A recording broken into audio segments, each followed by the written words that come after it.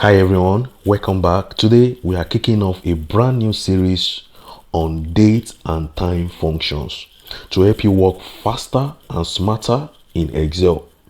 Over the next few weeks, we are going to master these tools together and you are going to walk away a total pro. Let's jump straight into it. Now, if you look at my screen, I have 5 projects. Now, if you look at the other column, the start date column, it means the day the project will start. Now, if you look at this, the days, it means the number of days that I will be spending or using on the project. Okay, so now we also have for the second project dates, we have for the 3rd, 4th, and then the 5th. Now, the first thing I want to do is that I want to know the dates which I'm going to end the project, the date which I'm going to end the project. So for me to be able to track that date, then I'm going to use this. Let's say equal to my days, right?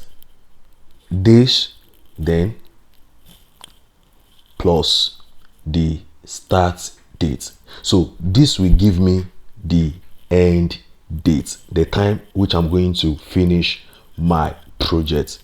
Enter. So it means that I will finish this project on Monday, September 7, 2026. So now let's see for the other project, the 3rd, 4th, and the 5th. So now for the second project, that will be Thursday, September 10, 2026. Then we also have for the 3rd project, Thursday, August 20th, 2026. Then the other one, then the last one, Thursday, September 17, 2026. So now let's look at the work day. Now for the work day is a function that automatically removes all the weekends that we have inside this particular dish. Automatically it will remove it. So which means that if automatically workday removes all the weekends, what is going to happen? It means that this project the end date will eventually increase.